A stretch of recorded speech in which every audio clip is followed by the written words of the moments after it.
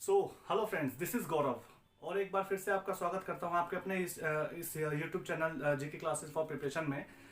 दोस्तों, जैसा कि जानते हैं आप, हम लोग जो है सामाजिक विज्ञान की क्लास को लेकर चल रहे हैं अभी। लेकिन आज की जो तारीख में आपके लिए एक स्पेशल क्लास लेकर आए हैं हम लोग, एक हिंदी की class.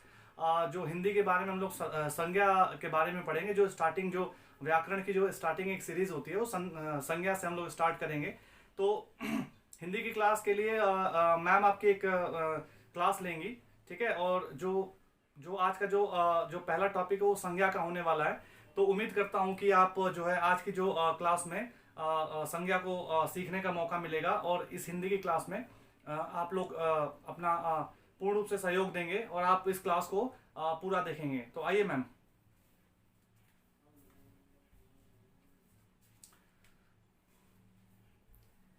Hello guys, good morning. मैं मेरा नाम ज्योति मिश्रा है। मैं हिंदी विषय मेरा है और मैं हिंदी पढ़ाती हूँ। तो क्या होता है कि कई बार बहुत लोगों को हिंदी में परेशानी होती है। तो फिलहाल अभी घबराने की ज़रूरत नहीं है आपको। आप संज्ञा को बहुत इजीली अच्छे तरीके से समझ सकते हैं। और हिंदी के व्याकरण की ज़रूरत आप अगर देखते होंगे तो हर जगह हिंदी की ज़रूरत होती है। जैसे कि किसी भी एग्ज़ाम में, छोटे बच्चों के सिलेबस में, कोई भी एग्ज़ाम देख लीजिए, उसमें 10-15 नंबर या 20 नंबर के व्याकरण आ ही जाता है, जिसमें से संज्ञा, सर्वनाम, विशेषण आता है। तो क्या होता है कई बार कि छोटी छोटी चीज़ों की वजह से हम अपने पेपर में गलती कर दिया करते हैं, कुछ चीज़ें ना पता होने की वजह से। तो अभी हमें संज्ञा को बारीकी से समझने की ज़रूरत है और मैं बिल्कुल इजीली आपको संज्ञा के बारे में समझाऊंगी और आपको थोड़ी सी भी परेशानी अब नहीं होगी। अगर आप समझेंगे, देखेंगे ध्यान से, तो आपको संज्ञा अच्छे से समझ में आएगी। तो हम शुरू करते हैं। संज्ञा क्या होता है कि संज्ञा का संधि विच्छेद है सम जमा ज्ञा। इसका अर्थ है समान ज्ञान। समान ज्ञान यानी आप जो भी चीज़ों को देखते हैं, जो भी चीज़ आप अपने सामने देखते हैं, कुछ भी देख लीजिए, चाहे टेबल हो, कुर्सी हो, पेंसिल हो, पेन हो, रबड़, आपका बेड, कुर्सी, कपड़े, ये सब संज्ञा है क्योंकि हम इनको देख सकते हैं। समान जानना, जो भी आपके समक्ष कोई भी वस्तु उपलब्ध है वो संज्ञा होती है। छोटी छोटी चीज़ें आपके घर में, चाहे अलमारी हो या अलमारी, कोई भी वस्तु ले लीजिए, कोई डंडा पड़ा है, कोई कुर्सी है, पेन रखा है, रबड़ है, पेंसिल है, ये सब संज्ञा होती हैं। तो इसका अर्थ होता है समान न जानना, जो भी आपके सामने चीज़ें उपलब्ध हैं। अब जैसे कि संज्ञा एक दृश्य होती है, यानी कि जो आपको दिखाई देती है, और एक दूसरी होती है अदृश्य। ये संज्ञा का मूल रूप है।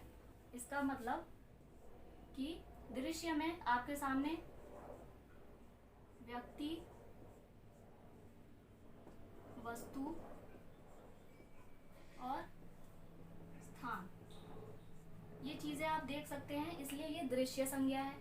अदृश्य संज्ञा क्या होती है? हमारे भाव को बस हम महसूस कर सकते हैं, ये हमें दिखाई नहीं देती, इसलिए अदृश्य संज्ञा में आती है। ठीक है, तो अभी एक बार इसकी परिभाषा देख लेते हैं हम।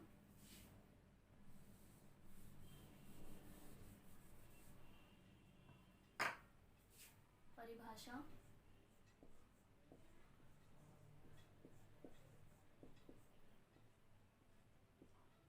बस कुछ नहीं है, थोड़ा सा ध्यान देने की बात है और समझने की बात है। बाकी आप आराम से अपने एग्ज़ाम में या छोटे बच्चों के एग्ज़ाम में, किसी में भी आप अच्छे से उसको क्वेश्चन पेपर सॉल्व कर सकते हैं। यहाँ पर बस एक थोड़ी सी समझ की ज़रूरत है और ध्यान देने की चीज़ है। जैसे किसी वस्तु,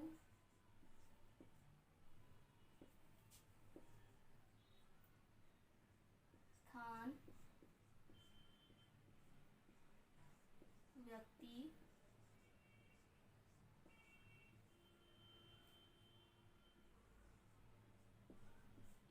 आदि के नाम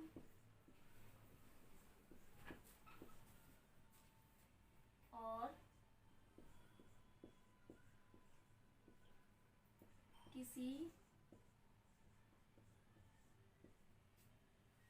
और उसकी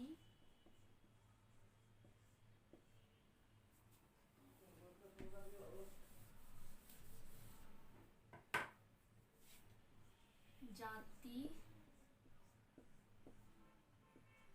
व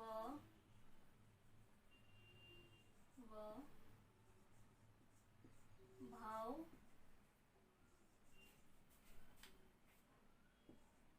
के भाव को किसी भाव के अर्थ का किसी भाव के अर्थ का बोध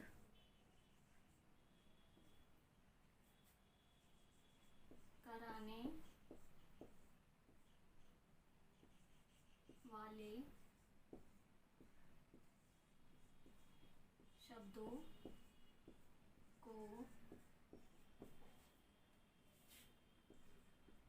संज्ञा कहते हैं।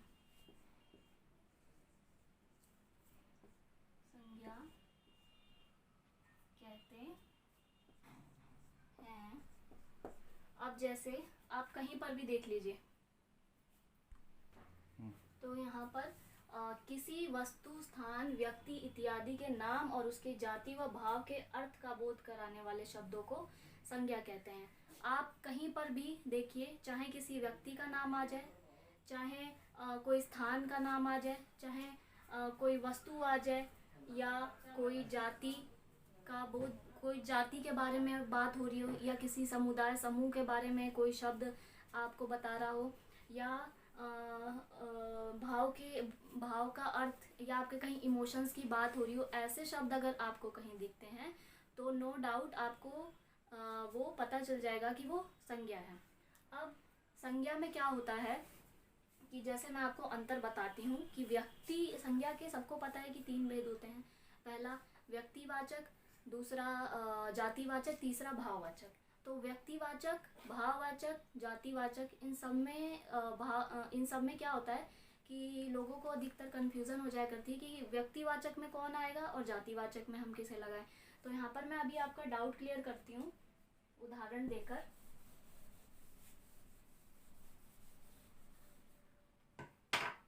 जैसे उदाहरण में हम ले लेते हैं, मान लीजिए कि कोई पशु है, तो पशु तो कोई भी हो सकता है, ठीक है। तो इधर कोई हमको एग्जैक्ट किसी पशु के बारे में नहीं बताया गया है।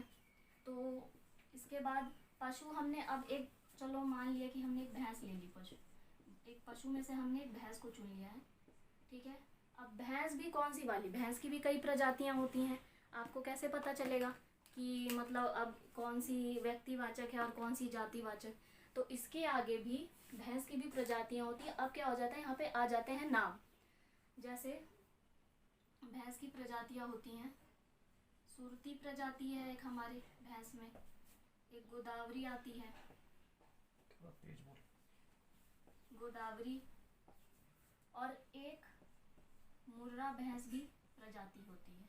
अब देखिए पशु और भैंस, ठीक है, ये हमारी क्या हो गई, जाति।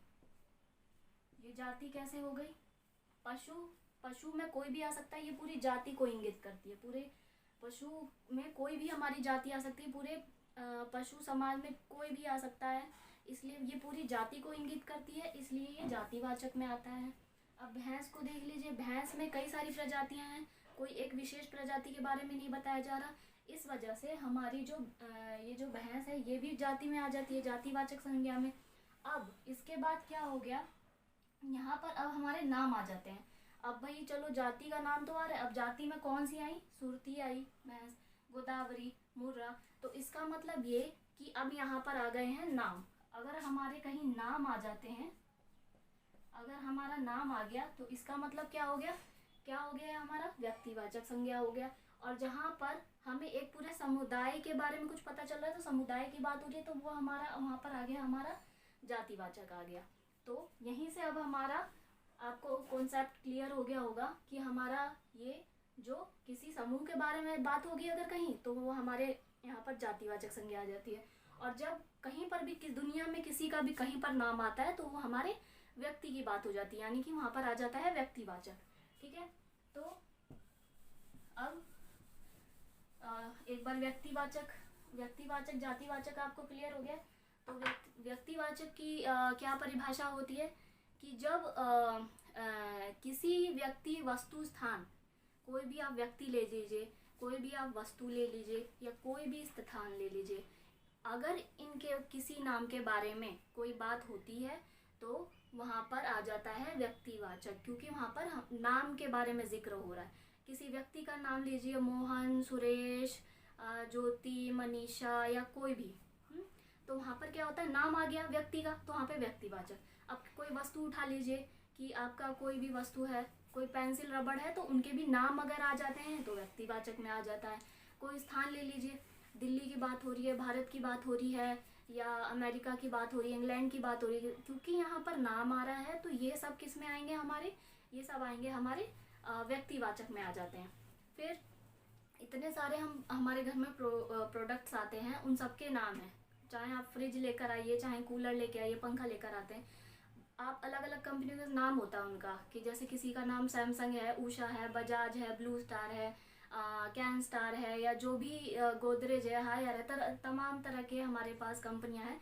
जब उनका नाम आता है वहाँ व्यक्तिवाचक आएगा, वरना कूलर तो कोई भी हो सकता है, तो कूलर तो जातिवाचक में आता है, पंखा कोई भी हो सकता है, वो जातिवाचक में आता है।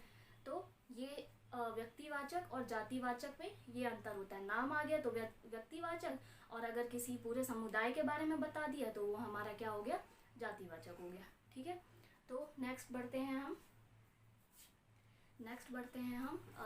अपने जाति की तरफ, जातिवाचक की तरफ। तो वही वाली बात हो जाती है, जब किसी भी व्यक्ति या स्थान या वस्तु के बारे में, उसकी पूरे समुदाय, जाति के बारे में बात हो रही है, पूरे जाति को इंगित किया जा रहा है, पूरे जाति की तरफ ध्यान अगर आपका दर्शाया जा रहा है किसी वाक्य में, तो वो हमारा वहाँ पर आ जाता है जातिवाचक। अब जैसे बिल्ली है, ले लीजिए, तो बिल्ली तो कोई भी होती है, बिल्ली की भी अलग प्रजातियाँ होती हैं, तो बिल्ली यानी पूरे बिल्ली समुदाय की बात हो रही है, जातिवाचक आ गया।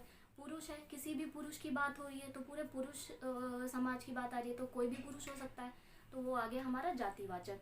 फिर लड़की हो सकती है, लड़की कोई भी हो सकती है, लड़कियां में तो सारी लड़कियां आ जाती हैं, तो जातिवाचक है। लड़का आ सकता है, स्त्री में कोई भी स्त्री आ सकती है, कोई भी, बंदर ले लीजिए, बंदर की कितनी सारी प्रजातियां होती हैं, तो हम चाहे गाय ले लें, भैंस ले लें, पक्षी ले लें, ये सब क्या हो गया, ये हमारा किस में आ रहा है, पूरी जाति बताई जा रही, किसी एक के बारे में बात नहीं हो रही। जब किसी एक के बारे में बात होगी तब हम व्यक्तिवाचक लगाएंगे, लेकिन जब पूरी जाति के बारे में बात हो रही हो तो हम वहाँ पर जातिवाचक लगाएंगे। अर्थात किसी प्राणी, वस्तु, स्थान इत्यादि की पूरी जाति या पूरे वर्ग का बोध कराने वाले शब्द को जातिवाचक कहते हैं। ठीक है, अब जैसे कोई भी वस्तु ले लीजिए, AC, mobile, fridge, laptop, pen, pencil, पंखा।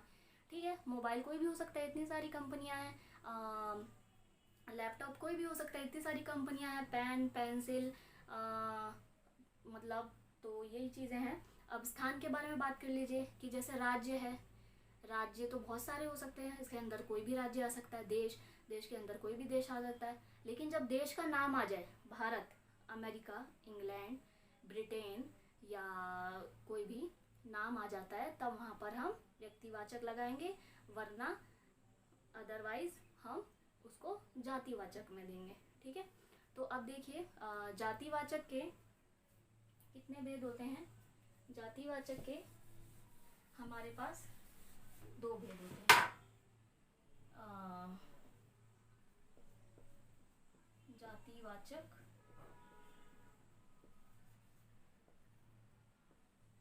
संज्ञा के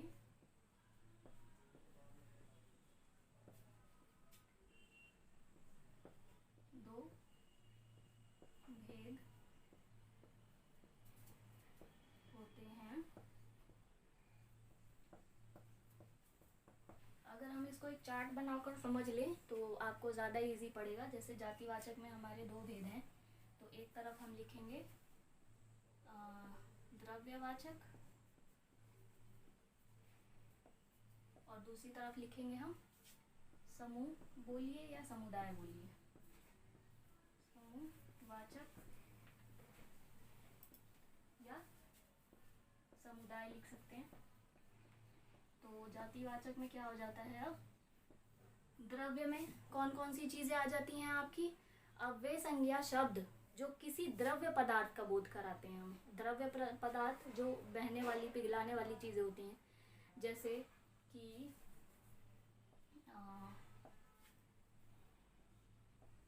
जैसे सोना,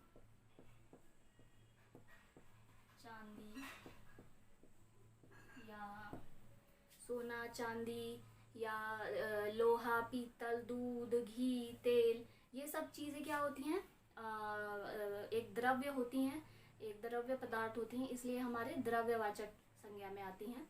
दूसरी तरफ है हमारा समूहवाचक, यानी कि वे संज्ञा शब्द जो किसी समुदाय या समूह का बोध कराते हैं, यानी कि जो किसी समुदाय के बारे में बता रहे हैं या किसी समूह के बारे में आपको बता रहे हैं। जैसे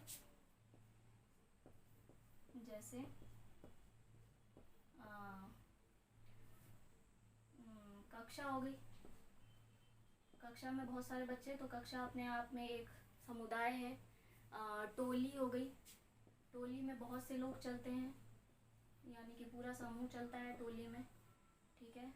और वर्ग हो गया, वर्ग, समाज में अलग अलग तरह के वर्ग होते हैं, समुदाय होते हैं, अपना अपना सबका वो होता है। जैसे कि पुलिस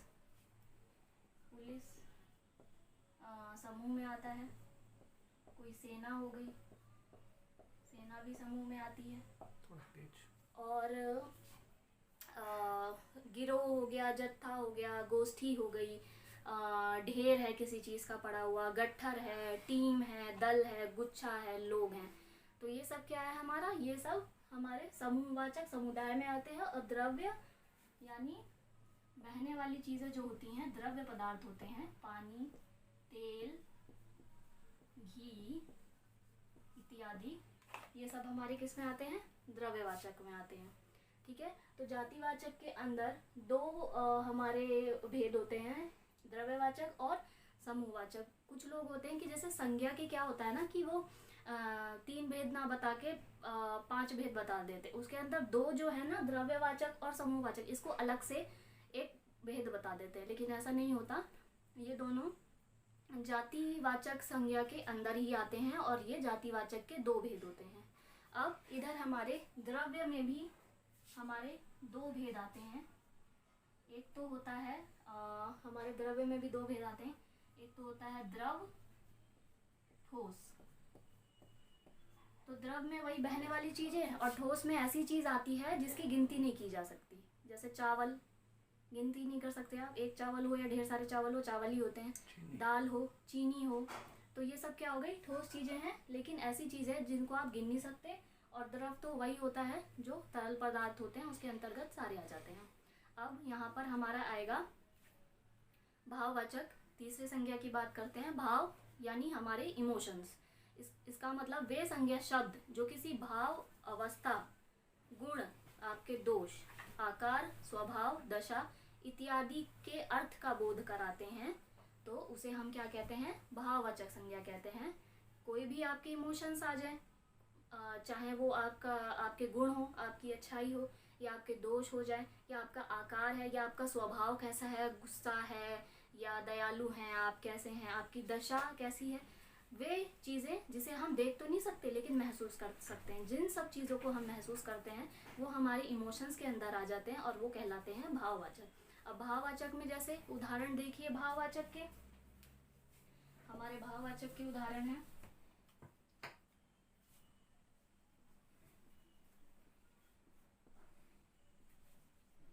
भाववाचक उदाहरण जैसे कि हंसना है, रोना है, अमीरी है,